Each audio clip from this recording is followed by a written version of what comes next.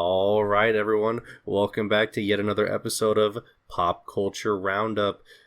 This week, we're going to be talking some delays, some beginnings to filming, some new movies announced, and just everything else in between. Of course, I am your host, Andrew. Joined with me is Brandon. What's up? And Casey. How's it going? Cervantes, once again, is not going to be joining us due to technical difficulties.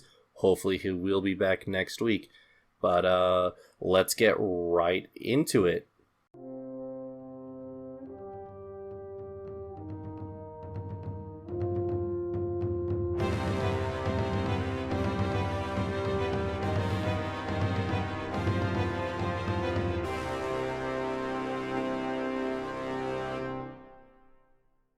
Okay, so first up on the docket, we got Top Gun 2 and Mission Impossible 7 have been delayed.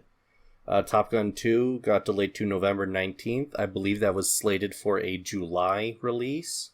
Jeez. And Mission Impossible 7 got delayed to May 27th, 2022.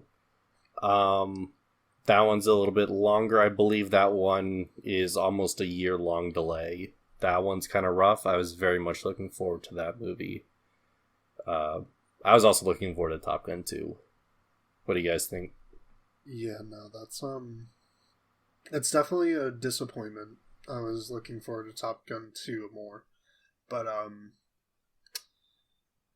yeah, that's a long pushback and a lot of time to wait. I hope that the reason for it, if revealed to us later on, is worthy of the time. But I mean, I can't see why it wouldn't be. It's just like, I hate delays because we don't know why they delay. But that's... I think in this case we can kind of piece together. Black Widow announced that it was going to be releasing in July, very much close to Top Gun 2. And I think, who's producing this? I want to say like Warner Brothers or whoever is producing it saw that and was like, let's not compete with a Marvel movie. Let's push it back a few months. July to November, that's not a terrible delay. It sucks because this movie was supposed to come out in July of 2020, so it'll have been over a year. I am very much looking forward to this. I like the first one, maybe not as much as some other people, but it's a fun film, so I was really looking forward to this. Yeah. But no, I think I'm more disappointed about Mission Impossible 7. That's a whole year-long delay. Yeah, that's a really long time to push it back without... I mean, like I said, this is the one thing that really kind of grinds my gears about delays. And I understand, like, especially with what's going on. It was a little bit different, like, let's say 2018, something got delayed to 2019 before COVID hit and everything. That's a different story. But even then, like, they didn't say this is the reason. Right. That's like it just makes me a little bit upset that they can't be honest with it too much. Very few companies here and there are honest, this is why we're doing it. Or they just give you a vague, oh, just to improve it. But at the same time, if it gives us a better movie, then I can't really complain.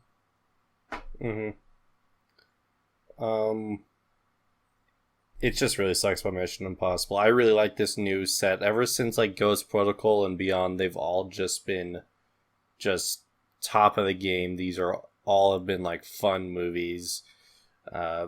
Honestly, the only Mission Impossible I don't like watching is 2. I actually do skip it most of the time. But, 1, 3, Ghost Protocol, Rogue Nations, Fallout, those are all great movies. And I was really looking forward to this, but I guess I just have to wait a little bit longer. But speaking of having to wait a little bit longer for a movie, Black Adam began filming earlier this week. It it feels like this movie's been a really long time coming. It feels like The Rock was announced as Black Adam years ago, like back in, it feels like 2017, I want to say, but probably not that far back. Yeah, I don't know if it was just me, but it feels like people were saying The Rock was Black Adam way before he was even cast as Black Adam. Well, I mean, to be fair, that's a pretty good casting, I'd say, at least look wise. I'm down for that casting. I was gonna say, if you think about it, it makes sense. Yeah. But yeah, glad to see that this movie is finally beginning to film. I know at since Comic-Con wasn't a thing last year, they did they did DC Fandom, or is Fandom? Fandom. Okay, yeah, and I remember because they just shotgunned a bunch of trailers, and one of them was Black Adam. Like, ooh, finally a first look at this, but no, it's just a bunch of concept art with narration over it. I'm like, oh, okay, well, you might as well just have not done anything. But at least this is filming now. We're gonna get something. We can look forward to that. I'm excited for this. I think Shazam was fun, and we got a glimpse of what this movie will be about in that movie. Hopefully we'll get to see Shazam and Black Adam fight. Not in this movie, I don't think, but in a future movie. Yeah, I think we definitely will see that fight at some point. There's no way they won't have them fight. So, moving on, we got two pieces of Indiana Jones 5 news. First up, we have the announcement of the female lead for the movie. This time around, it's going to be being played by Phoebe Waller-Bridge. For those of you who don't know, she played L3 in Solo: A Star Wars Story. I quite like that character. I think it was a fun droid. Pretty funny. But yeah, I wonder. Obviously it's way too early to speculate, but I kind of wonder why they're bringing her in as the female lead instead of whoever plays Marion. I believe Karen Allen is her name. Or maybe she is in the movie, she just isn't the female lead. We don't know. Again, too early to tell. But bigger news, if you guys want to move on from this. Yep. Cool. Bigger Indiana Jones 5 news, and this one came as a real surprise to me, and I am extremely hyped for this. John Williams is returning to score Indiana Jones 5. Mm-hmm. Yeah, we I mean, his announced retirement and now coming back out. Mm-hmm. That's a pleasant surprise, to say the least. Agreed. One of the best, if not the best, composers of all time. Mm-hmm. This is the first I'm hearing of his retirement, so I'm happy that it's not true. But well, I mean, it was true. Rise of Skywalker was gonna be John Williams' last movie that he scored, and just to go off on a bit of a tangent here, I feel like you can definitely hear that in the final piece of music from that movie called Finale. mm-hmm. Just the way it ends both sounds like an end for the Skywalker saga as well as John Williams' journey with the Skywalker saga, but that's a whole nother thing. But yeah, Rise of Skywalker was supposed to be John Williams' last movie that he scored, but I guess he changed his mind, which I am perfectly okay with. I love a good John Williams score. Yeah, seriously. I wouldn't I have... was gonna say, sorry, no, go ahead. No, you're good. I don't think there's a... Okay, well, this could be very well argued, and I can even argue against myself when I say this, but out of the handful of composers who exist today, I don't think there's anybody who can compete when... I mean, I stand by this strongly when I say nobody can compete when it comes to movie scores.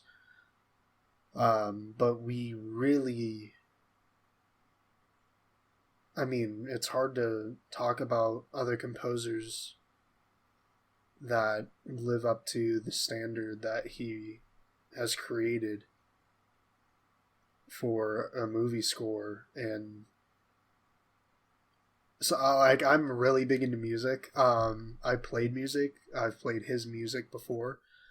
And I mean, the amount of emotion as just one of the multiple words you can use to describe the beauty of what he produces is so prevalent.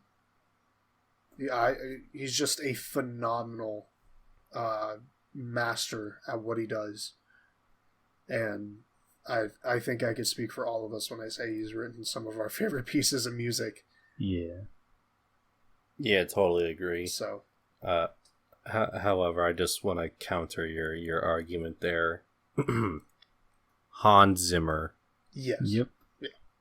That's why I said at the beginning I could argue against myself a little bit, but you know, you got where I was. Don't worry. I'm gonna throw another name don't worry. in the mix. Alan Silvestri. Oh, damn straight. Yeah.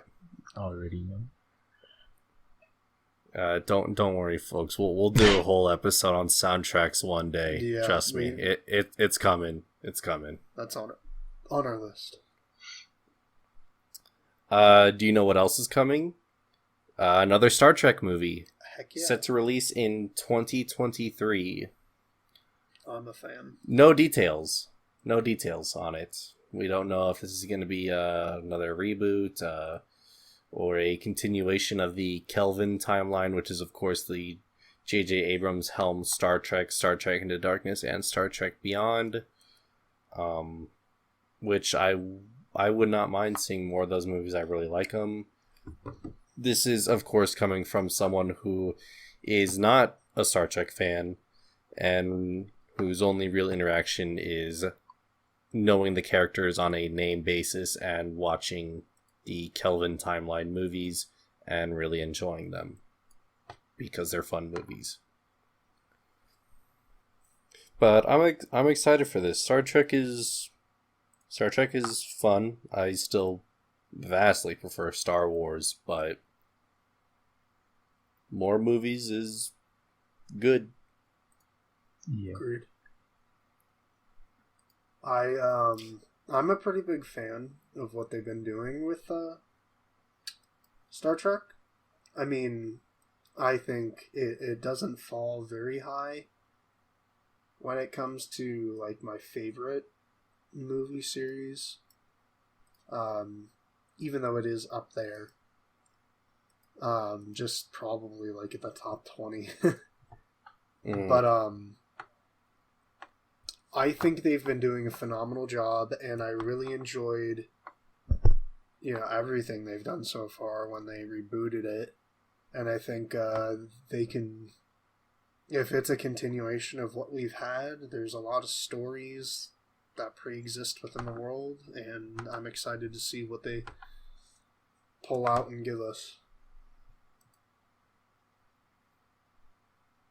Agreed. Moving on to other space-related news. Aliens, Alien 3, and Alien Resurrection are all getting 4K releases. Alien, the first one, already got one, but now they're just rounding out the Aliens and then the other ones that follow after that I don't watch because they're bad. But I'm excited because Alien and Aliens are amazing movies, and Very good. Yeah, I can't go wrong with 4K. Yeah. Oh yeah, heck no. There's. I still need to buy Lord of the Rings in 4K. You know, I haven't done that either. I'll be completely honest, I've got like 6 copies of the extended edition.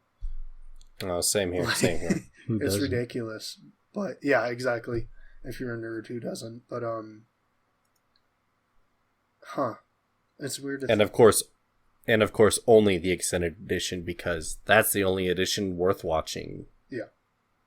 Not saying the theatrical version is bad. I'm saying that, look, why watch a 3-hour-long version of Return of the King when you can watch a 4.5-hour version? I mean, come on. An extra hour and a half with more content. Exactly. Spoiler alert, in the theater version, you do not get to see Aragorn decapitate the mouth of Sauron. What an amazing scene that you only get in the extended edition. There's so much in the extended edition that's just god, like you miss out on so much good content, whether you're talking about the writing or the film or the music, anything and everything. Like, there's so much you miss out on. Agreed. I remember going and watching them over the summer when a bunch of theaters were doing, the throwbacks and whatnot. Mm-hmm. And when I bought the tickets, I didn't know if it was extended or not. And the extended edition changes to Fellowship of the Ring are like, those are like really early on, or not, sorry, those are late in the game kind of changes. Most of the movie's the same. So like the whole time I was sitting there being like, is this the extended version? Am I here for like 3 hours, or am I here for like 3 hours and 30 minutes? Yeah. I really hope it's the latter. And it was. Good.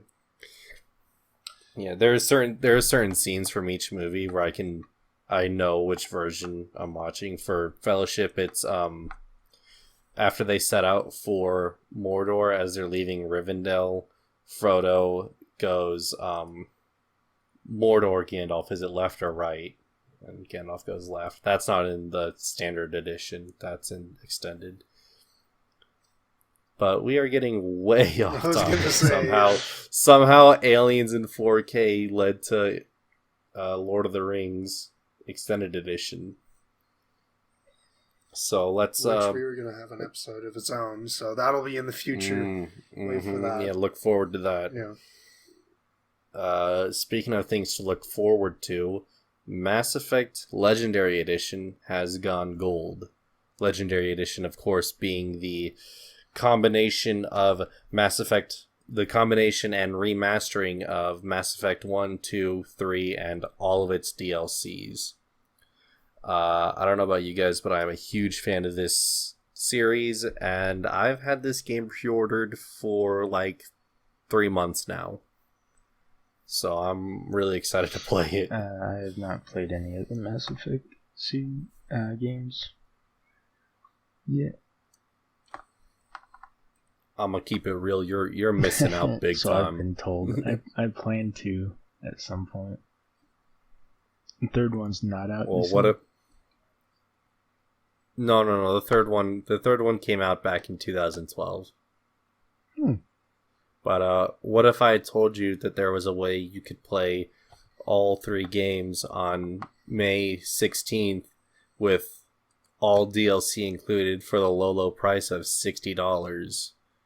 Well, have I got the game for you? It's called Mass Effect Legendary Edition. I'm interested. Yeah. Go ahead and go check it out on the online store of your preferred gaming device. I know I got it on Steam, just waiting for that preload date. Up and coming.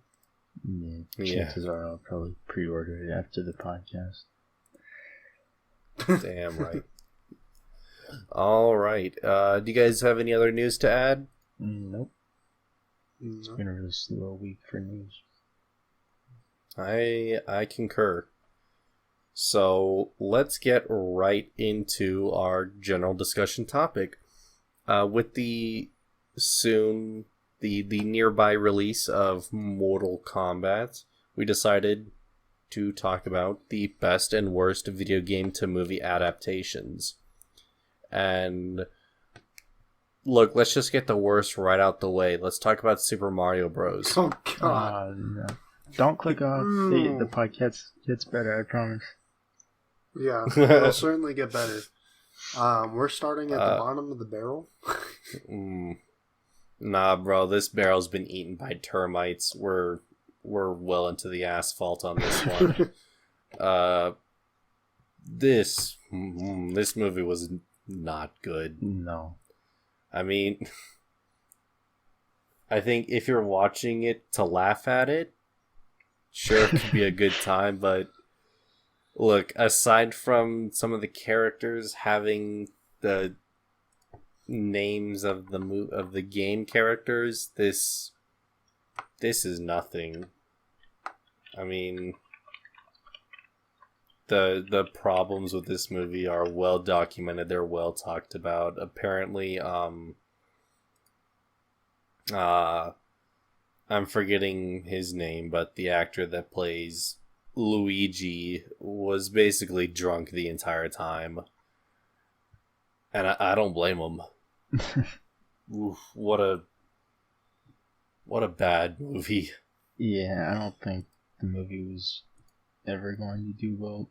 A lot of the Mario characters do not translate well into live action. They're all mostly silent characters who speak in short catchphrases and one-liners. So the only two characters you can really see being in a movie are Mario and Luigi. Maybe Toad, but it's kind of strange. And of course, Toad is in this movie as a street urchin guitar player, if I remember correctly. So bad. But let me pull up a few facts about this movie for you guys. So the budget for this movie is between $42 and $48 million, and of course, for the most of the time, as a general rule of thumb, you kind of got to double that for marketing and whatnot. But regardless, this movie only made $38 million worldwide. So, yikes. That's a little lackluster.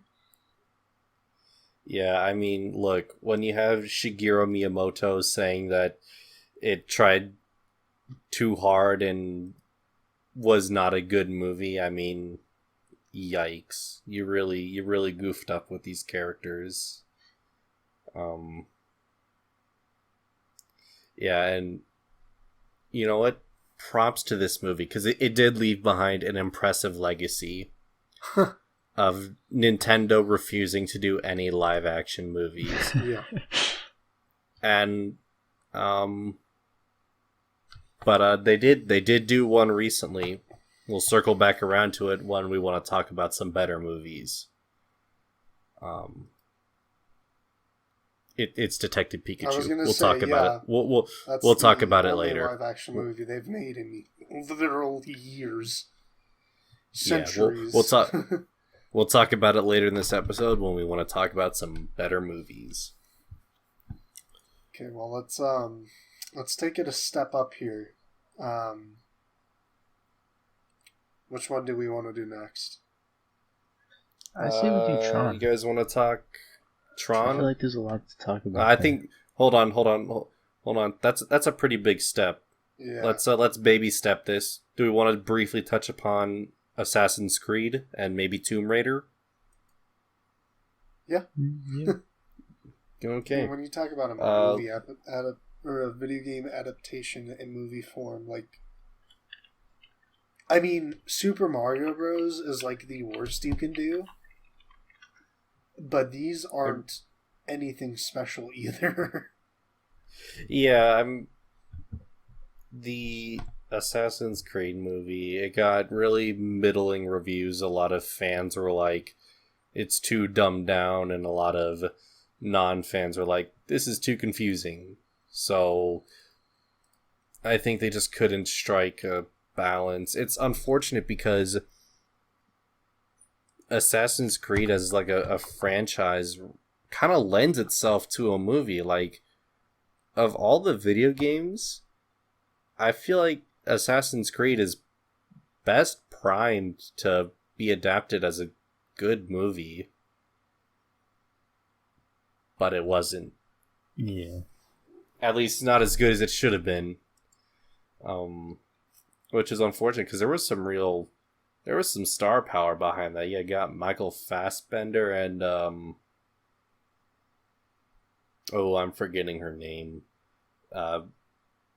Maul from Inception and Talia from Dark Knight Rises. She was in that movie. Mm. In Assassin's Creed, I should say. Yeah. They had a lot of potential, but it just came out really, really bad.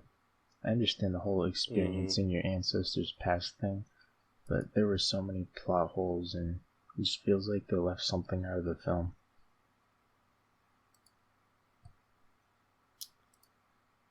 So I think we're kind of agreed that Assassin's Creed just kind of meh, and I think we should move from a meh to an okay-ish movie. That, of course, being Tomb Raider.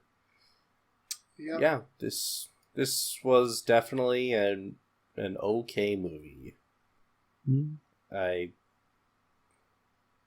There's nothing like really like kind of in particular like to point out. It's just like, yeah, I mean, if you need to kill 2 hours, go ahead. Yeah. I think it was really ambitious of them to try to set themselves up for a sequel. Which, by the way, Super Mario Brothers did that too. That's insane. Like the end of the movie, what's her face comes back and like, hey, I need your help again, and they're like, all right, let's do this. And it's like, no, that's not gonna happen. But yeah, Tomb Raider set themselves up for a sequel that, I mean, could happen, I guess. Yeah, it's not impossible. As far as video game movies go, it's not terrible. Alicia Vikander, yeah. She wasn't bad as Laura. I think the thing about it though is that because like this was definitely like heavily based on the like kind of reboot of Tomb Raider, where it definitely went for that more cinematic feel. And I think the thing about this that separates it from being okay as it is to being this was actually kind of a good movie is the fact that I think it kind of maybe relied a little bit too heavily on the video game aspect. I mean, this could be said of pretty much all the movies we're talking about here.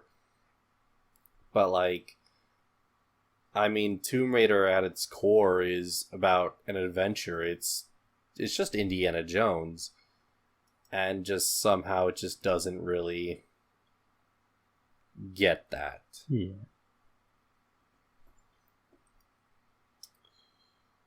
So do we want to move on to Tron now? If you'd like to. Might as well. Alright.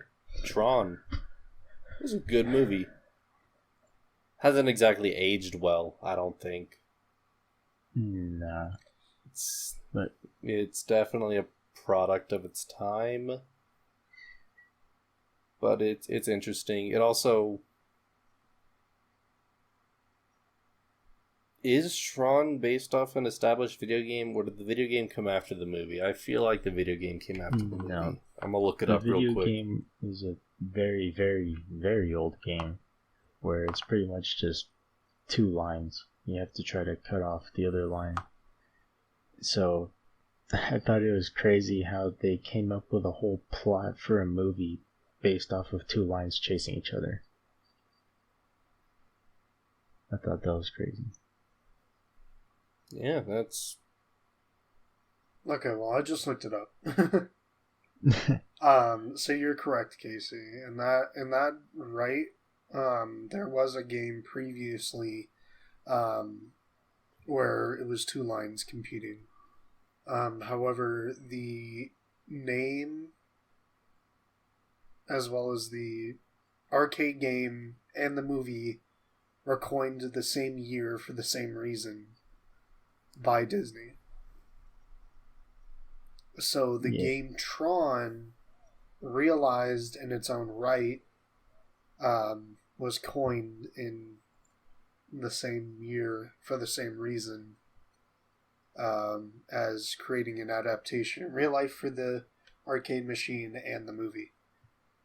Yeah, so Disney coined the word so they can make the movie. Yeah. Interesting. Yeah, the first Tron movie is really cool, and I don't know if you guys like have like kind of watched videos on this, but I watched a video, I believe, from Corridor Crew, whoever does the visual effects react videos, and just kind of how they talked about how Tron was made, and that like, because that was early days CGI where you couldn't just put it in a program. You had to do math and figure out how everything works, and rendering took days at a time instead of hours like it does now, and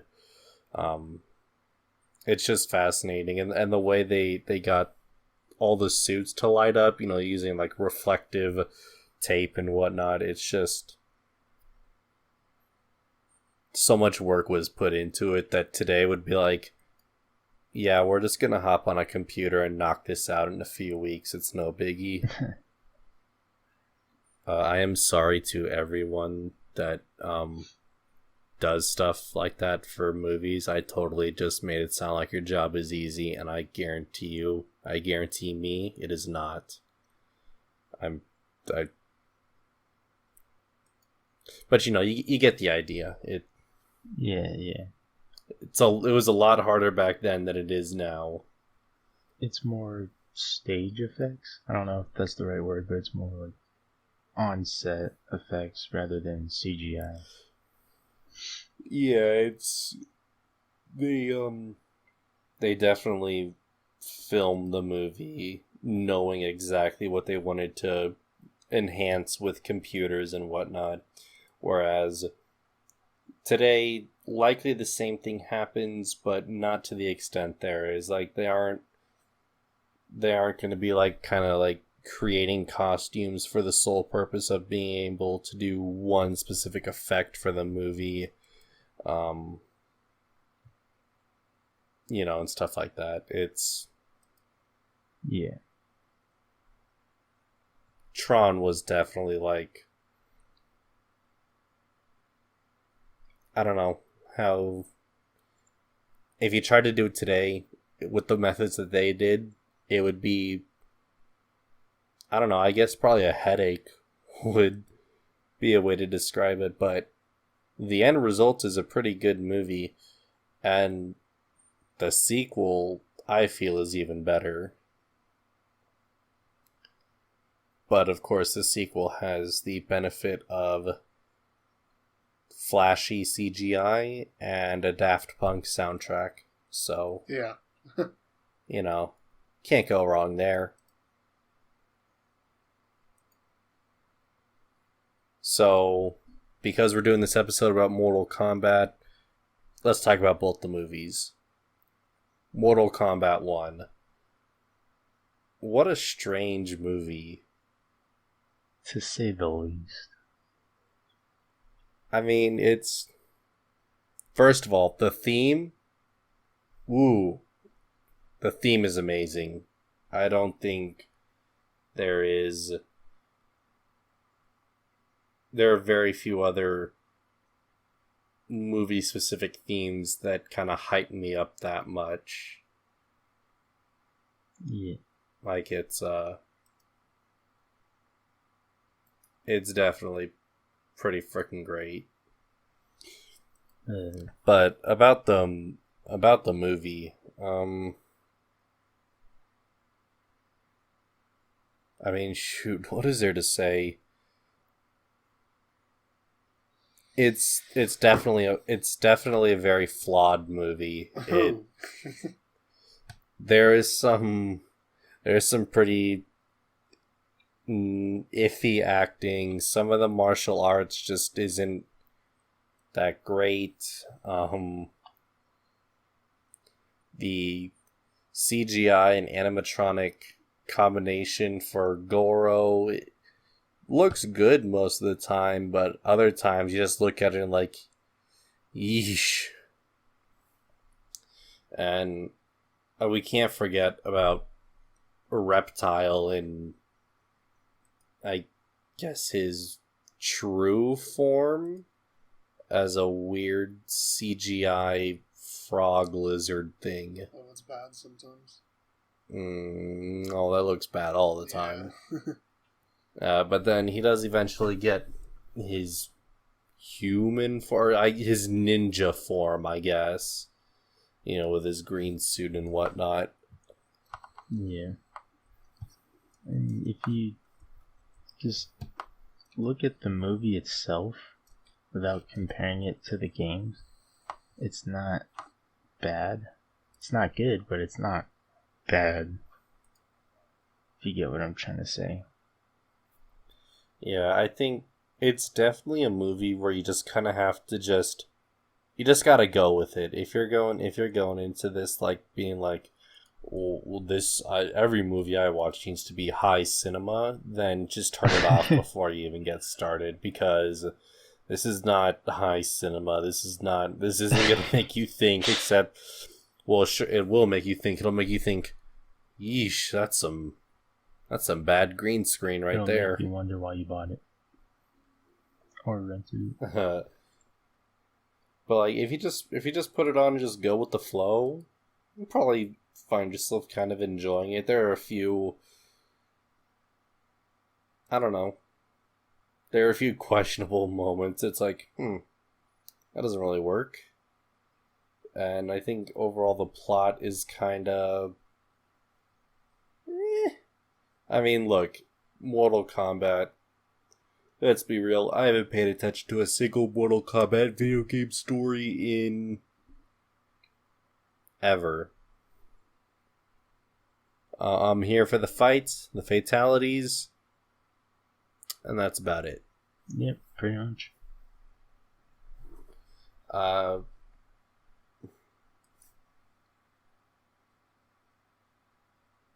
Shang Tsung in the movie is actually pretty good, and I know they kind of incorporate him specifically into the games kind of a lot.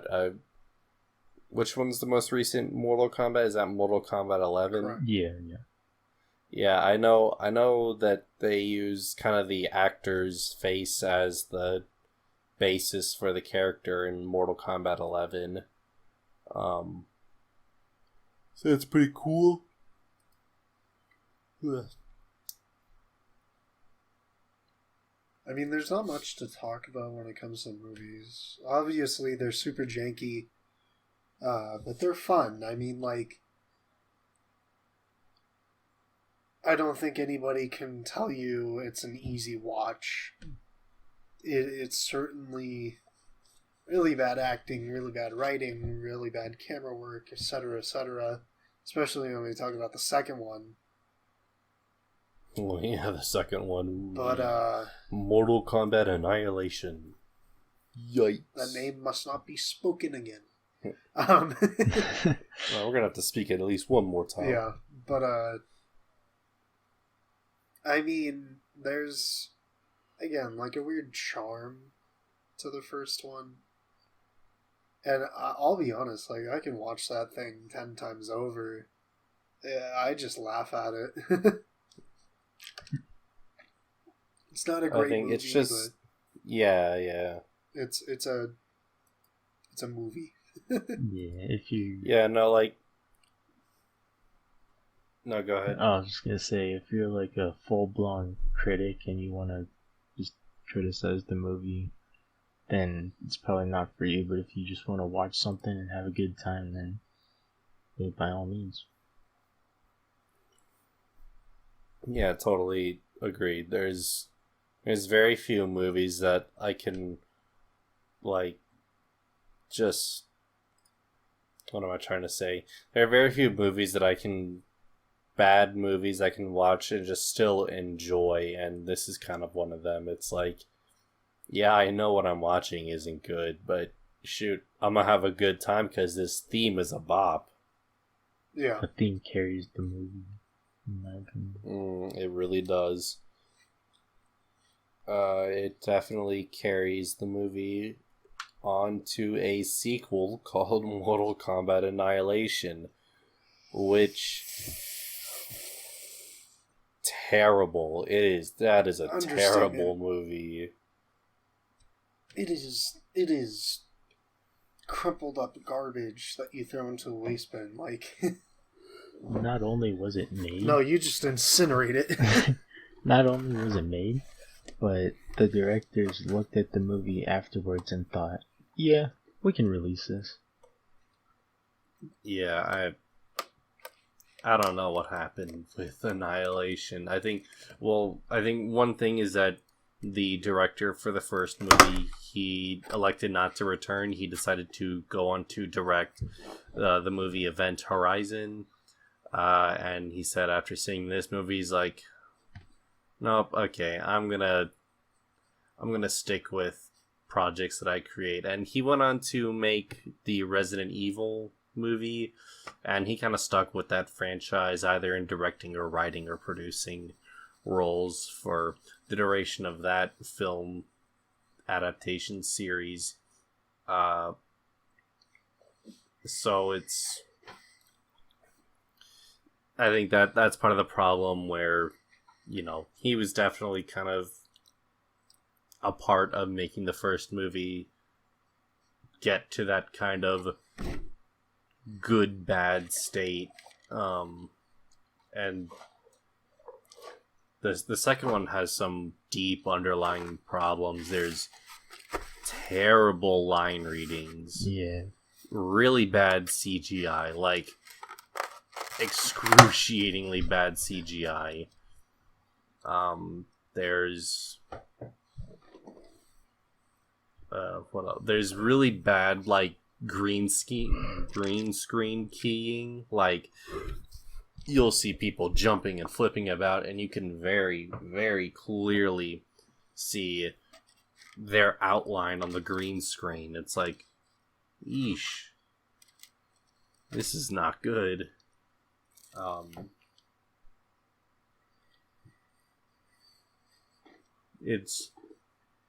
It's fascinating to see how a movie can go from how a movie like kind of series can go from being, this is maybe not the greatest film, but it's still enjoyable, to, no, this movie just straight sucks. It is bad. Yeah, it's a huge fall. I'm checking really quick to see how much money went into this movie. Oh, I can tell you off the top of my head. First Mortal Kombat movie had a budget of, I believe, $20 million, and Mortal Kombat Annihilation had a budget of $30 million, if you can believe it. A whole $10 million more dollars, and yet it still looks worse and is worse. That's ridiculous. It's quite baffling how much a difference in quality these movies are. And Annihilation very clearly killed off any, well, up until this point, any potential for a third movie. But of course now we are getting yet another Mortal Kombat movie, which I'm going in cautiously optimistic. they did release the updated theme for the movie. Yikes. Not good. Opinionated, but... No, I'm sorry, Brandon. Even in the general population, you're outnumbered 7 billion to 1. It's bad.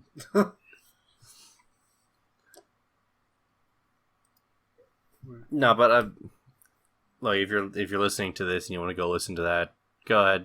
Go in with an open mind. Maybe you'll like it. I don't. I think the original is so much better. I think this one... I read a comment that really kind of summarized how I feel in a way that I didn't really think about it until this person said it. It's like someone in 2012 decided to make a dubstep trap remix of the original Mortal Kombat theme. And you know what? It's a very accurate statement, at least in my opinion. Yeah. I'm really not a huge fan of dubstep, so I don't like it myself, but who knows?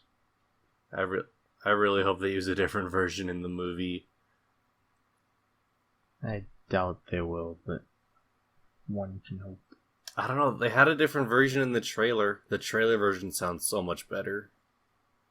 Yeah, really? I think we'll be getting a handful of different versions of the theme, if not just 2. I don't think this is going to be the only one, and I'm excited for potentially getting other decent music out of this movie.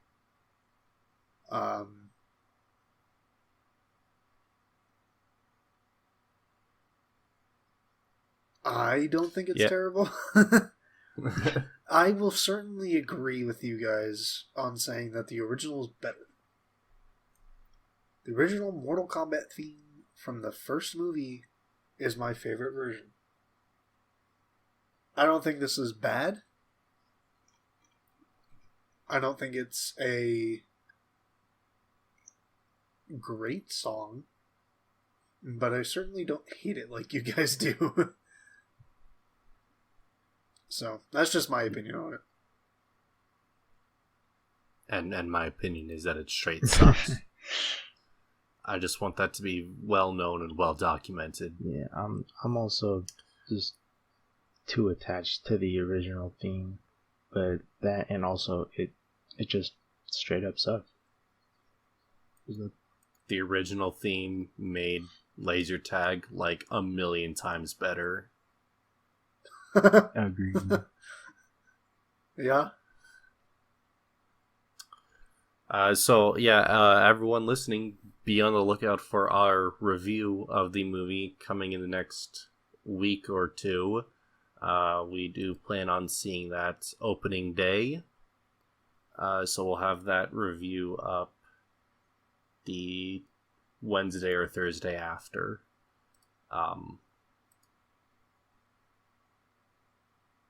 But moving on, what other... do we want to talk about Detective Pikachu? Yeah, if you're talking about a actual good reminiscence of a video game to movie adaptation, one of the few you can talk about is Detective Pikachu. 100% Agreed. I mean, I bet neither of you played the game either. Like, there's a specific game for Detective Pikachu. It's not just Pokemon turned into Detective Pikachu. It's a game. And although they are and aren't similar in very drastic aspects, by God. I mean, the animated movies that they come out with are... Some of them are better than others. They're all kiddish, though, obviously. Well, I mean, Pokemon's an inherently kid-oriented series, so obviously. I mean, that's not surprising. But,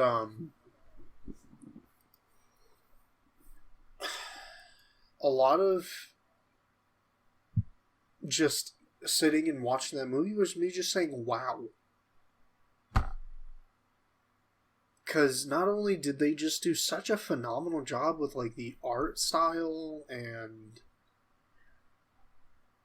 everything and anything about that movie, just, it's very, number one, out there, because, as we were saying, Nintendo doesn't do live action much anymore at all.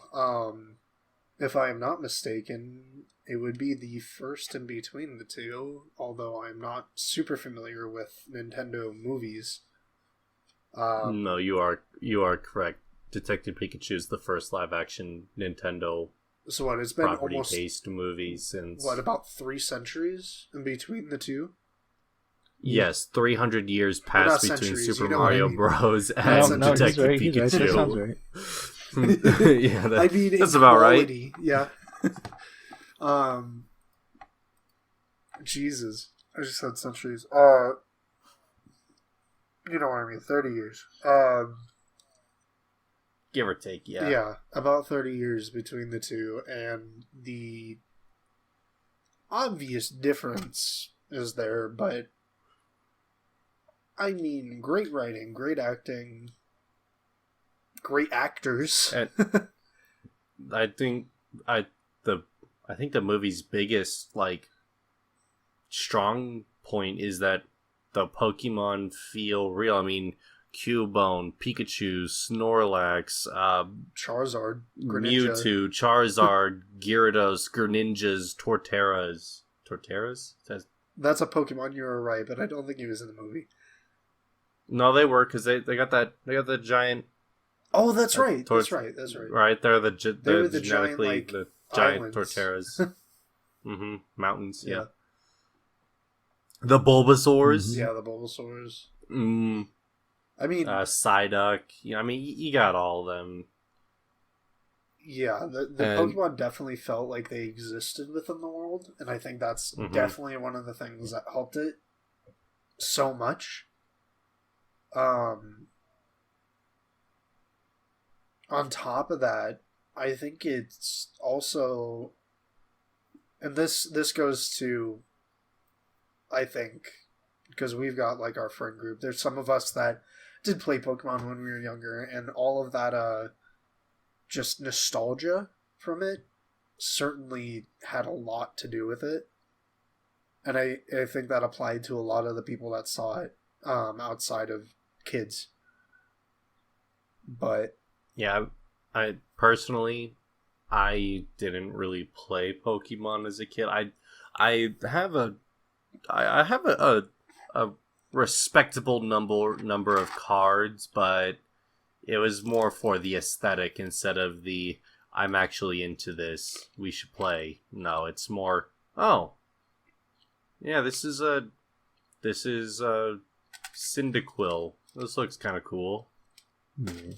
And then that was that. Yeah, on the other hand, I play the game, like, and I have thousands of cards, and I've played the video games, everything. One of my favorite games growing up as a kid was Pokemon Pearl. So seeing the movie gave me pretty big nostalgia. Yeah, it's really weird. Not to get, like, too off topic, I just want to say this super quick. There's this weird disconnect between, like, kind of millennials and, well, it would be Gen Y, right? Or whatever? Gen Z? Or was it Gen Z then millennials? Yeah. I'm spacing. It was Gen Z then millennials, right? No, it's millennials. We are Gen Z, my guy. Okay, that's what it is. So millennials then Gen Z. We are Gen Z. Millennials started with the very first game. Gen Z, all of their nostalgia comes from the 4th generation, which is Pearl, Diamond, and Platinum. It's weird. There's a whole 3 games before that, but it is everybody who is our age and Gen Z knows Pokemon because of those games. And it might just be because we all got DSs instead of the Oh my god. Game Boy? Yes, oh my god. I am having... Well, there were Pokemon games on the Game Boy as well. Yeah, I played a few of those too. Well, yeah, that's where it started, obviously. Sapphire. I definitely rocked Lego Star Wars on the Game Boy. Yeah. Mm-hmm. But it's like, Gen Z started on the DS, the majority. And that's why Generation 4, being Diamond and Pearl, like UKC and myself, have our nostalgia from those games. Because that's hands down my favorite generation. I bet you could say that's your favorite generation. Yeah, absolutely. And that was probably your favorite game.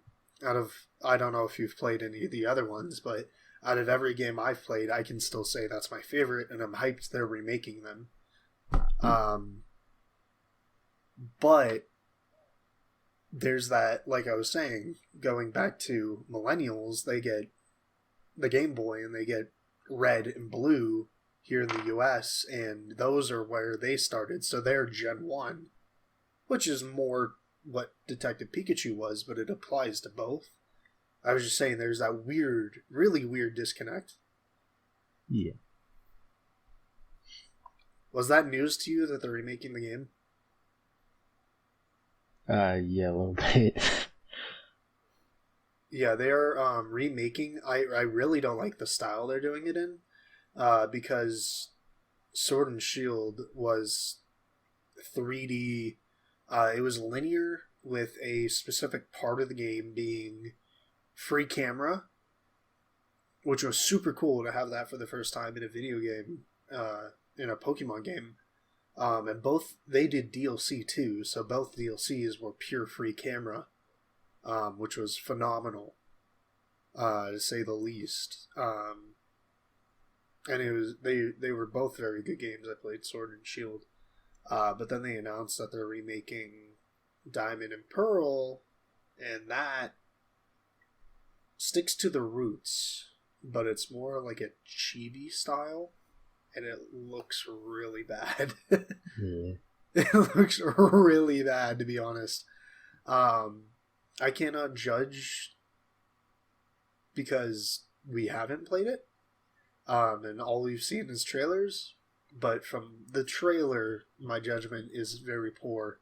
They are also making a game called, I think it's Legends, Pokemon Legends, and then Arceus comes after that.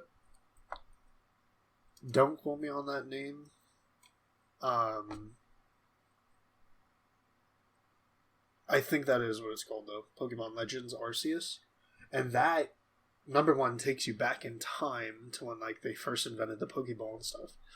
But that is a Breath of the Wild like looking style Pokemon game. Arceus, why does it sound familiar?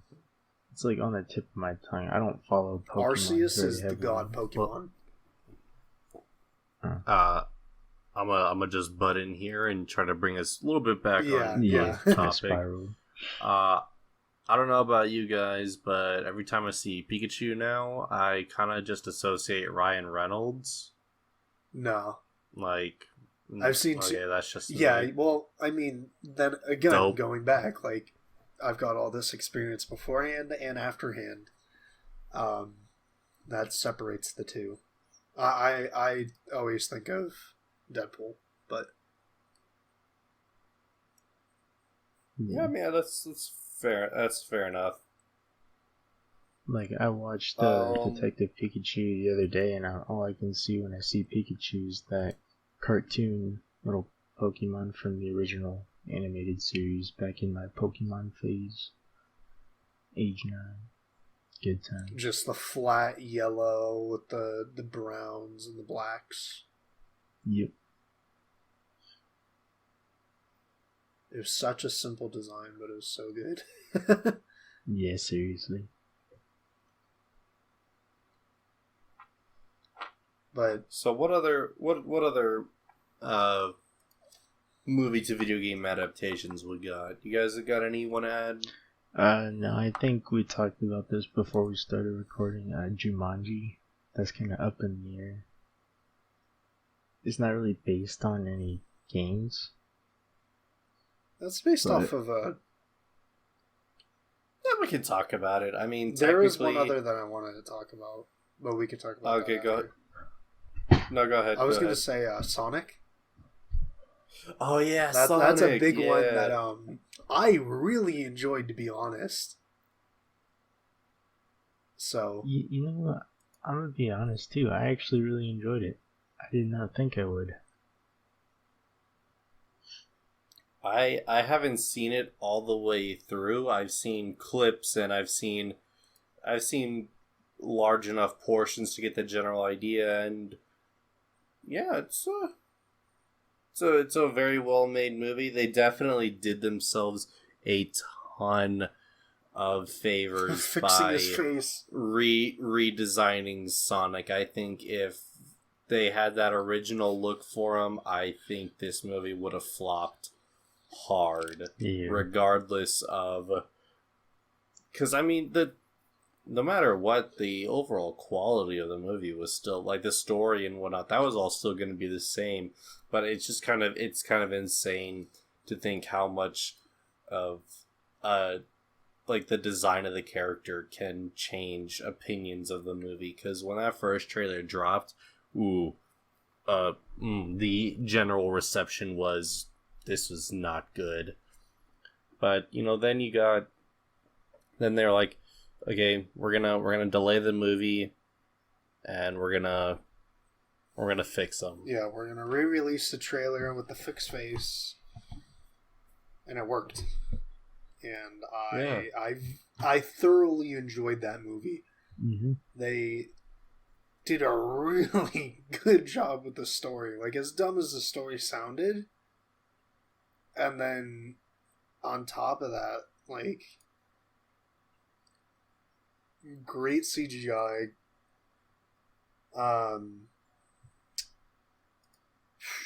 What's his face? Why am I spacing his name?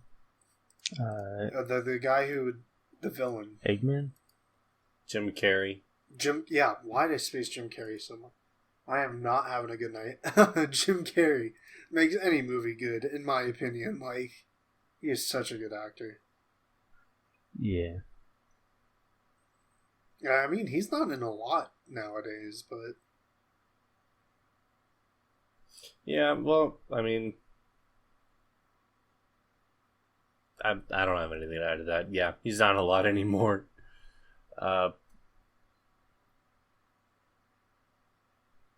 Yeah, Sonic was... occurred to me. Yeah, sorry.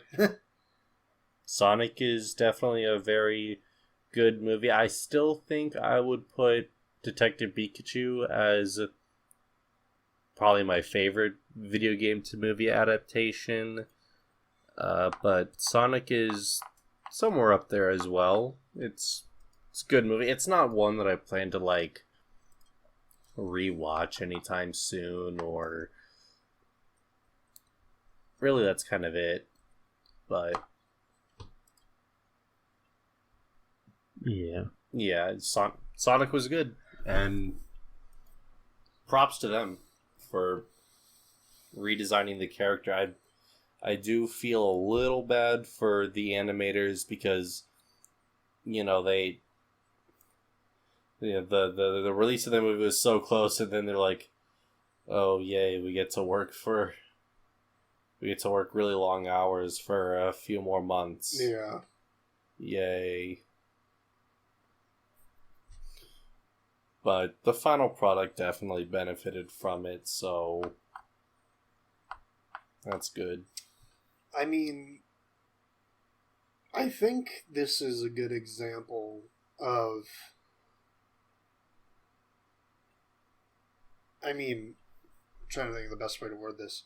Modern, meaning more recent, films. Because, Detective Pikachu was 2019, if I'm not mistaken. No, that came out in 2020. Detective Pikachu?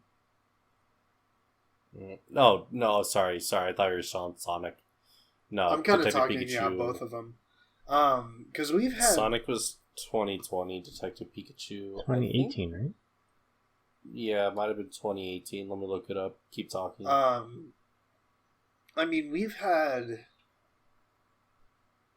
No, you're right. It is 2019. 2019? Okay. It is 2019. Rampage came out in 2018. That's another movie we could talk about. Detective Pikachu came out 2019. Sonic came out 2020. I know Monster Hunter came out at the end of 2020. I did not see that. However, it scored okay from what I remember. Like, it was about a 50-50 kind of deal. But these more modern, as in recent, movie adaptations, at least in the recent years, have been really good. Like, I thought Rampage was a little bit dumb because it kind of took... It is based off of a video game. An old video game. Yeah. But it's definitely nothing like the video game. But it was still an okay movie. Detective Pikachu was phenomenal. Sonic was phenomenal. I do want to watch Monster Hunter because I'm kind of a fan of it, but I feel like these really big names, I should say, have been really good. And I'm hoping Mortal Kombat's good. Yeah. I think for the most part, I think the movie Mortal Kombat 2021 will be at least enjoyable for the fights and the action. Jerry's still out on the story and dialogue and whatnot. You know, anything pertaining to birthmarks automatically makes me laugh. Oh, what is that? Oh, it's I was born. It's a birthmark. What does that mean? Who was born with it? Thanks, Sherlock. Couldn't figure that one out myself. But I didn't see Rampage, at least not entirely. Same with Sonic. But I mean, I thought, yeah, I mean, if you were gonna adapt a video game about a giant monkey, a giant wolf, and a giant crocodile fighting, yeah, this is the way to do it. I mean, the only other video game, because we're strictly talking live action. Yeah. The only other movie I could think of is World of Warcraft, right? Yeah, I kind of forgot that movie existed. Yeah, that was a big one, but it did not do good at all. Not in America. It did pretty good overseas.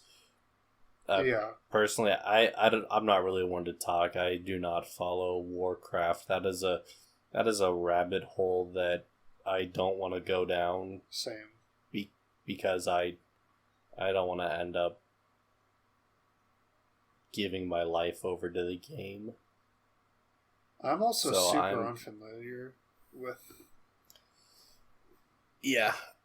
I will respectfully keep my distance from the game while appreciating that it is a very beloved game series that got a movie with mixed reception.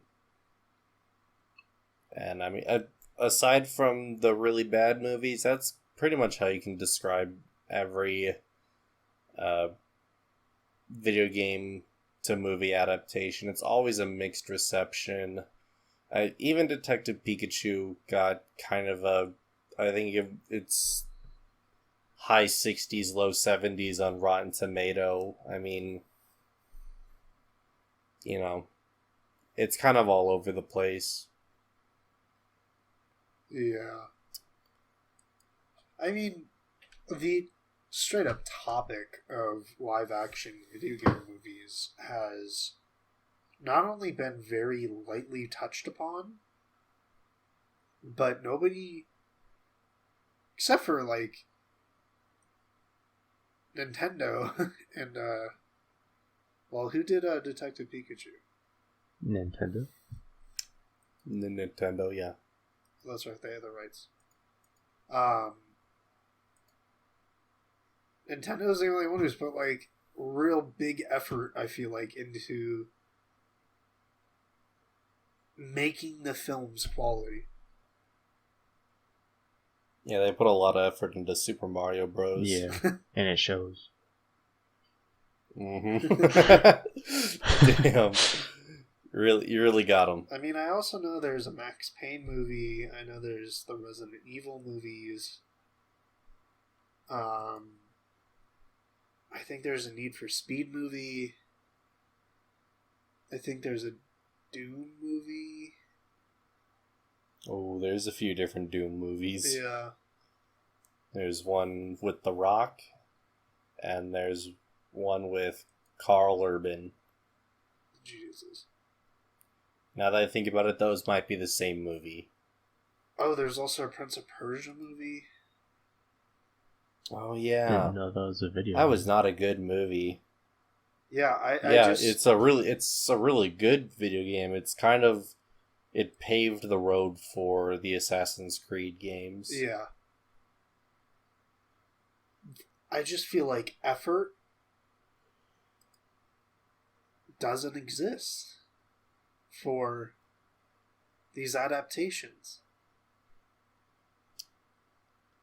And then when you get the animated films, although those are also few and thin, those are made by the same people that kind of do. Like, I know, like, all of the Pokemon movies are made by the same studio who does the show. And they're great quality. They put a lot of effort and passion and, like, everything into the movie. Yeah. And they come out great. Like, I don't think I've watched a Pokemon animated movie that I don't like. I don't think they're the greatest things in the world. But they're also, in my opinion, great movies. If you're into that kind of thing. Honestly, I cannot think of a single other video game that puts or makes animated movies. Well, I mean Kirby. that's kind of the thing, like, because live action and animation are completely different mediums. I think Yeah. animation is a lot easier to translate from game to movie because I mean you can make it look exactly how you want to. With live action, you're limited by real life. I mean, movies obviously today can get away with it a little bit more with like more advanced CGI and whatnot. But I mean, look at the first Mortal Kombat movie. I mean, Goro was CGI and animatronics mixed together, and it didn't really look that great. Scorpion, when he took his mask off, was just like a clay stop motion animation skull that got sliced in half. I mean, Yeah. it's really all over the place, and if you did an animated version, you could make it look exactly how you want to, technology permitted. So, you know, there's that, but I think for the most part, live action does the best that it can. Some of them are hits, like Detective Pikachu. Some of them are swings, and you know you get to first. You know, with your rampages and your Mortal Kombats, and other thems are swing and a miss, strikeout. This is really, really, really, really, really bad. Like your Super Mario Bros. Yeah. Well, I think, honestly, talking about these really made me kind of put like a list together. I would say Detective Pikachu would be the best one in my opinion, followed by Sonic, and then Tron Legacy. Yeah, actually. I can see that list. My top three probably... So Detective Pikachu is definitely up there. I very much enjoy that movie. I'd probably put that at 2.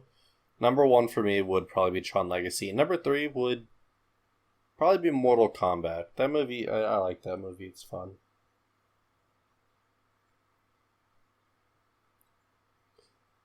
Yeah. That makes sense to me. I mean, I think it would be really hard for me to go between Tron Legacy and... I would put Tron Legacy second before Sonic.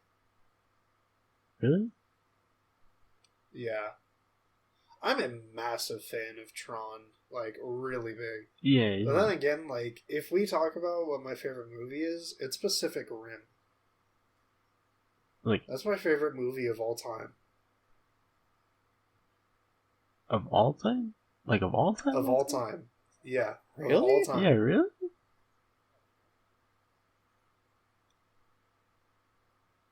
We're gonna go off topic here. Really? I mean, come on. I mean, you got... Really? There is a lot of all time. There's of all time. Massive competition, and there's a lot of stuff that is right there, right under it. Just literal, right under. But hear me out. But if I had to say what is my favorite movie of all time, I would probably say Pacific Rim. So Empire Strikes Back and Pacific Rim go head to head. You're choosing Pacific Rim. Well, that depends on my mood, but if we were saying what movie to watch, but I would say Pacific Rim. Avengers, okay, Endgame, Inception and Pacific Rim. Okay, yeah. Endgame and Pacific Rim. Yeah, Pacific Rim. What? No That's way. cap, bro. No That's way. cap. No, bro, get out of here. That's cap. I'm being 100% honest. If I was no bias, no time difference in between since I've seen the movie or not seen the movie, if there was no, I really want to see more of a movie, so let's watch Endgame. Like, if there's none of that, and it was just pure love for the two movies, I would pick Pacific Rim. Okay, I'm pulling out the big guns on this one. Pacific Rim or The Winter Soldier. I mean, Pacific Rim. And the context that we're talking about, that would win every single time. Wow. I mean, good for you for sticking to your guns. I mean, you also have to realize, like, I am a ridiculous fan of Transformers. Like, I know we bag on the newer movies, but I love the new movies. Like, I know the writing's terrible. I know that a lot of the actors aren't very good. I think a lot of the fucking context and everything about it is stupid. Like, they did a terrible job with the more recent movies. I still love Transformers. Bumblebee versus Pacific Rim. Pacific Rim. I don't believe you, but okay. Everyone's entitled to their own opinions. Like what you like. I mean, I don't like Joker, and everyone else does. Yeah. I have like 4 copies of Pacific Rim. But like, I was really concerned you were about to say you had 4 copies of Joker. Oh, dude, Hold up. I saw it in theater. Hold up. I saw it in theater when it came out, and I have not even like looked up anything about it like since. Never even thought about owning the movie. Alright. About to say, if you have 4 copies of Joker, you gotta question your mental sanity. Yeah, I mean, is society out of whack, or even are you? if you just have 1 copy, you good, bro? Yeah, there's a... Yeah, I know, it's on HBO Max, that's all you need. Oh, I didn't even want to know that. I am a big fan of big robots and big monsters.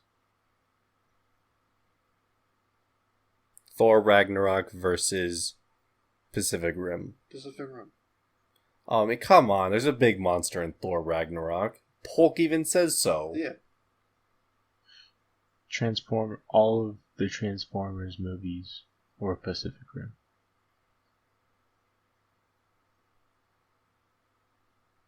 Okay, even I'm going with Pacific Rim on that. I'm sorry. I cannot sit through what is it? Like 10 plus hours of Transformers movies. I'm sorry. No. There's a line and that's it. Well, not like 10 straight hours if you were to just do like a standard rewatch. One movie a day or two a day. No, I'm sorry. If I'm watching all the Transformers movies, I'm shotgunning it to get it over with. The first one and the third one and Bumblebee, I'll be like, nice. These are good. But 2, 4, and 5, those are the Phantom Menaces of the Transformers movies. I thought 4 was pretty good. This is probably a discussion for another day, but yeah. We were talking about video game movies, if I believe. Way back. Do you want to know what I just thought of that would probably be the prime of this discussion? And theoretically, it is not a video game movie turned into a live action movie, or a video game turned into a live action movie, but Ready Player One.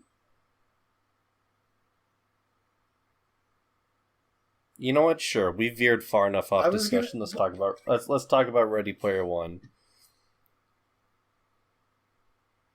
Holy God! Number one, what a book, but then what a movie. Like, going back. Yeah, I would say Ready Player One is... I really have to think about that now that we're talking about it. Like, top... I like the book better. Really? I think... Okay, from a plot standpoint, I like the book better, but as a visual medium, the movie definitely excels in conveying the setting better. Because, I mean, the book is like, oh yeah, after I got the first key, there were a bunch of trumpets and they were playing the Star Wars theme. It's like, oh, that's neat. But, you know, in the movie, you get all these floating instruments, and they're playing triumphant music, and it's fun. But I think from the plot, because there are more challenges, and the challenges kind of make a little bit more sense. Because, I mean, in the movie, the first challenge is a race. In the book, it's a Dungeons and Dragon style dungeon on the school planet, which everyone has access to, meaning that the first challenge is on a level playing field, you know, because that's a big point in the book. Wade is poor, and I mean that's in the movie too, but not for very long, and it doesn't really exactly seem like it's that big a deal. There's one part of the book that I really, really enjoyed that I hated they didn't do in the movie. The fact that he buys a sex doll? No. That's not where I was going at all. Release the director's cut. Okay, because he... I was going to the hashtag release the Spielberg cut. The res coin. Because he receives one in the book as well. Yeah, for getting, beating the highest score. Yeah. Mm-hmm. I think that's super cool. I mean, it doesn't make sense in the context of the movie. Like, you don't want to see, like, a montage of this dude playing Pac-Man. But... yeah. I feel like just the curator coin just happens to be a res token, like... And that's a thing about, like... Because the book's challenges and whatnot are like... Because, you know, you go through the dungeon and then you face off against a lich in a game of Joust, and then you have to go through war games, and then you what were some of the other challenges? Shoot, I kind of only just remember those two. It's been a minute since I've read the book. But, like, I know the I like the ending of the movie a lot better than the ending of the book, because the ending of the book, they just finished the challenge and they walk he because they're at Ogden Morrow's house, and they finish the challenge and they win, and at this point he hadn't met what's her name in real life yet. Sam, right? Samantha. Samantha, yes. They hadn't met in real life, so he walks outside and meets her for the first time, and then in real life, and the book just kind of ends, and it's like, oh, okay, that's not really a resolution to the plot, but okay. Yeah. Of course, there is a sequel. I haven't read it yet. I heard it's kind of meh. Yeah, sadly. I've heard the same thing. But the movie definitely has a much better, like, conclusive kind of end to it, and that's pretty good. It's got some obvious glaring differences between the book. And I think a lot of it was appeal. Trying to say, because in the trailer they're like, hey, we added the DeLorean from Back to the Future. Hey, here's all these references to popular media. They didn't add the DeLorean.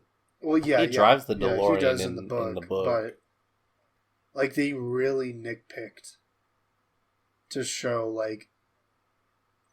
What I mean by that is they used the various items to really grab the attention of multiple different audiences. Yeah. Well, and again, it's a problem of different mediums of media. With a book, you can be descriptive like that, and you can picture in your head, but that doesn't necessarily mean that when watching it as a movie, it'll be interesting. Because, I mean, yeah, you read about Wade going through and reciting the entirety of War Games from memory. That's interesting in the book, but you watch it in the movie, and it's like, well, if I wanted to watch War Games, I'd go watch War Games. Yeah. Which, by the way, go watch War Games. That movie's great. I'll have to do that. I believe it's on Netflix. Okay.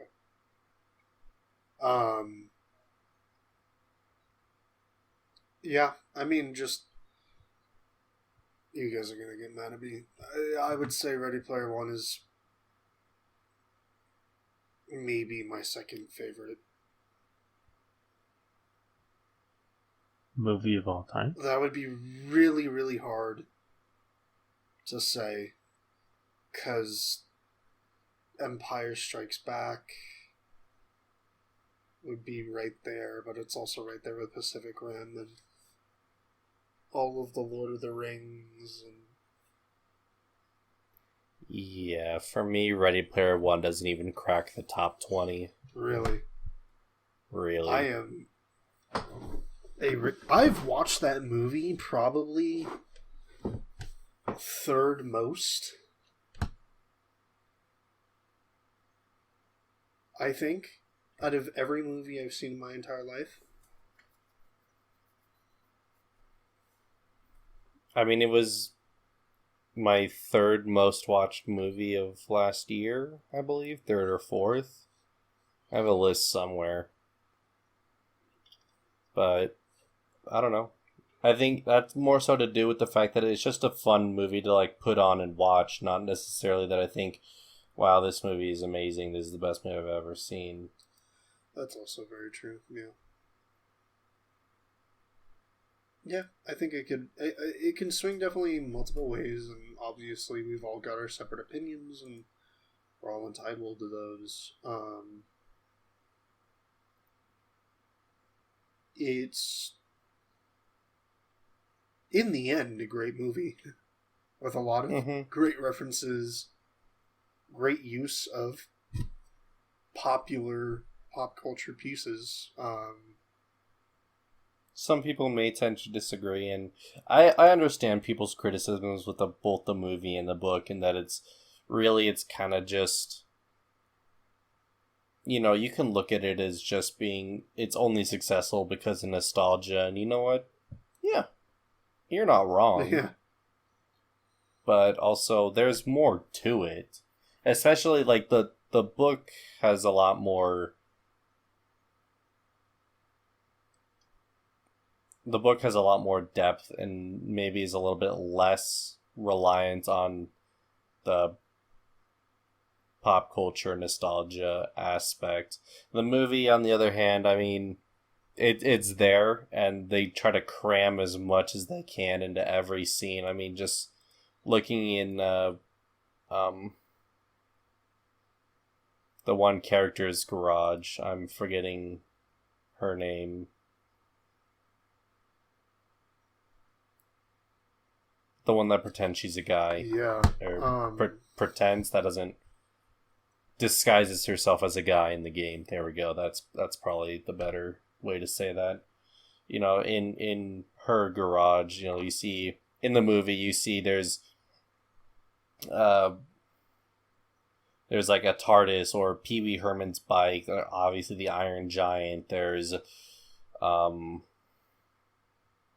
the RV from Spaceballs. I believe that's Eagle 5. You know, there's a bunch of references and whatnot, and those are all really fun. But the book is maybe... Oh, it's H. That's what it is. There it is, yeah. I was thinking, because her character's name is Helen. Oh, yeah, That's what that's the right. girl's That's name right. is. I was sitting there thinking to myself, what the hell is the character name? And it's just her.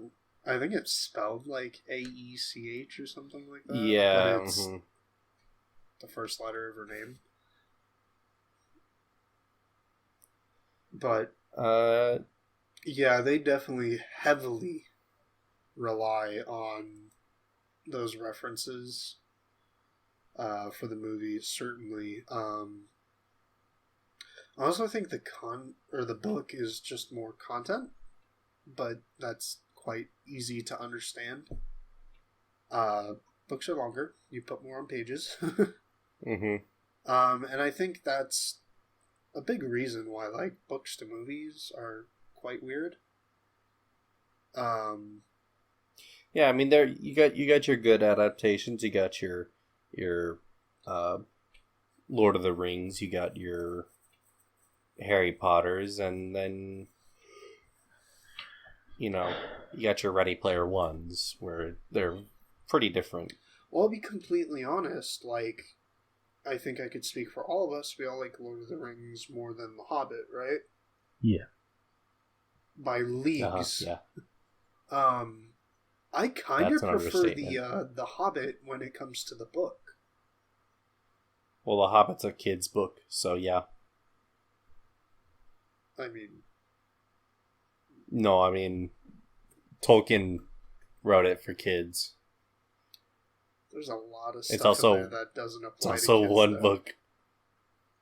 Yeah, but it's also look, like it's post World War One. Okay, it was a different time, True. man. Different time. I mean, I just Look, if Falcon and Winter Soldier spoiler, if Bucky can read it in 1930 whatever, 1931. that was 5. It doesn't matter. If Bucky can read it, then so can you.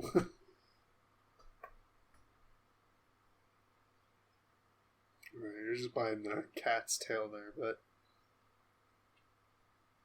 I don't know. I just feel like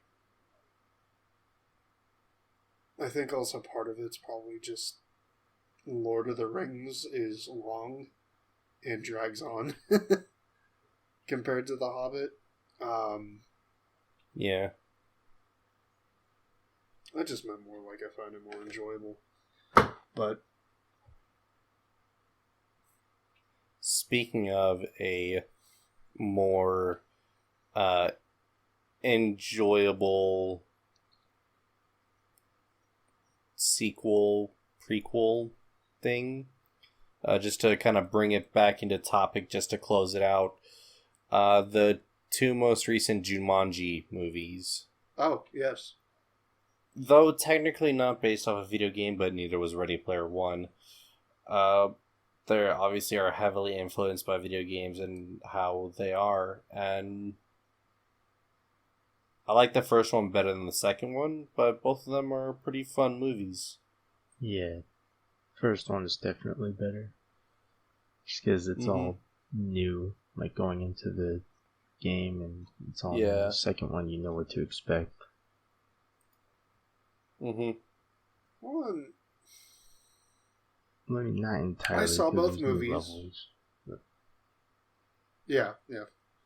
I saw both movies. Did you guys see both movies? Yeah. Mm-hmm. I think the second one's funnier. But then there's the... I mean, the first one, especially the beginning, is ridiculously funny. Yeah. At least when they first get into the game. I think there's really good bits about both. I don't think they're necessarily great movies. Oh, no, definitely not. But they're really, really fun, to say the least. Like, I certainly was laughing the entire time watching both. It was really fun to see the actors kind of play against type. Mostly Jack Black. He really went above and beyond. The Rock and Kevin Hart kind of playing the same characters they play in every movie they're in together. Yeah. Jack Black, though. Oh my god. Ooh. I never get tired of watching him. Heck yeah. He is so freaking...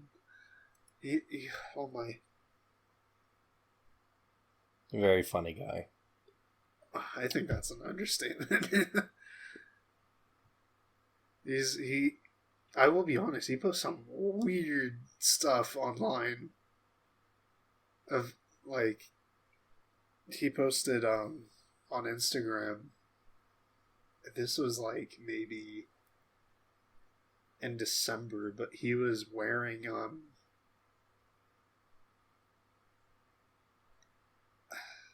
I guess you would say it would be like, think of like a Captain Underpants kind of costume, and he was like getting splashed with milk and water and dancing and rolling around, and it was like, I don't even know what to compare it to. It was just weird. But it was hilarious. Because it's Jack Black. Like... I don't even know if you could call that humor, but it was just hilarious. Yeah, agreed. He's a strange man, to say the least. Agreed. And I think that that plays to a lot of stuff, and it makes a lot of things he does and is a part of very funny.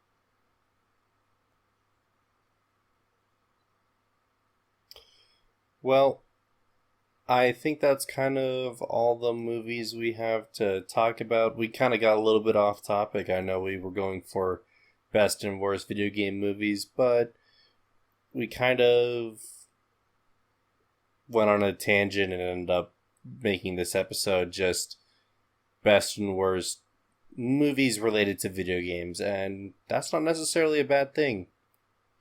Yeah, I think on topic, I think we're mixed between what Detective Pikachu and Tron Legacy for best. Yeah. And then we're all very decisive on the worst. Yeah, I think needless to we're say. all in agreement that Mario is the worst. Easy. Mm-hmm. Yep. And there was never any competition there, I think. Definitely not. Yeah. But I think this is a different topic. It much applies to a movie coming out very soon. 10 days? 9 days? That's the 23rd. Yeah. Is when it was pushed back to. So, originally what was supposed to come out in 2 days is now coming out in 9 days. Being Mortal Kombat. I can say I'm very excited, and I can't wait to see how it goes, and I hope... Part of me hopes it retains some of the really bad charm that the first movie had.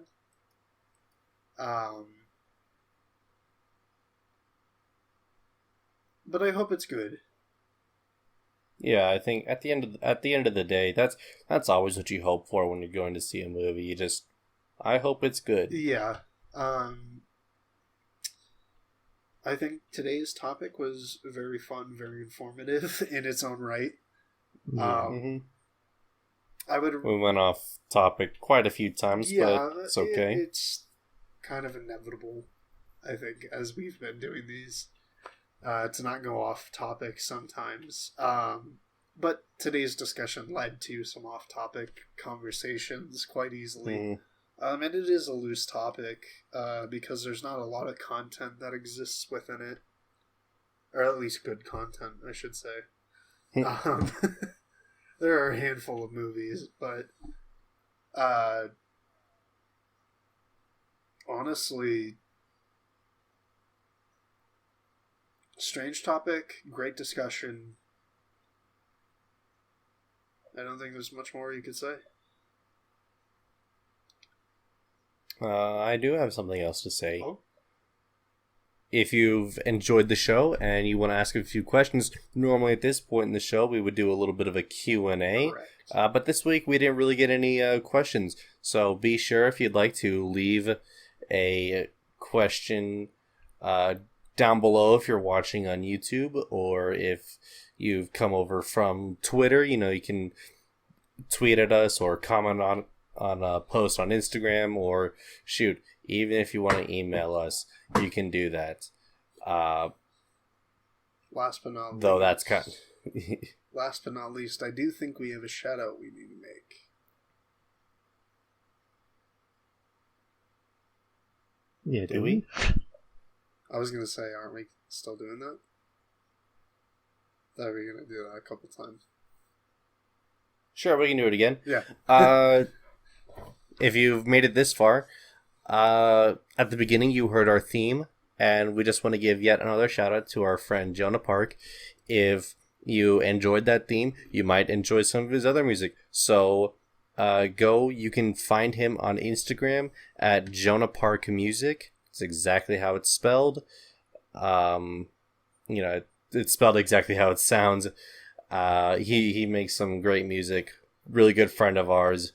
We're collabing with him once again to get ourselves a more official look, some new logos and whatnot. So be on the lookout for those. And yeah, we just really appreciate everything he's done. Lots of work. He's helping making this a little bit more real, and we really appreciate that. Yeah. So thank you again, Jonah. We know you listen to these. Really appreciate you. And I think with that, we can say that's the end of today's podcast. Thank you all for listening. As we said, please send in those questions and stuff like that to our Twitter or YouTube comments or Instagram, wherever. And we'll catch you guys on the next episode. Have a wonderful day, night, whenever you're listening. And be safe. Peace out.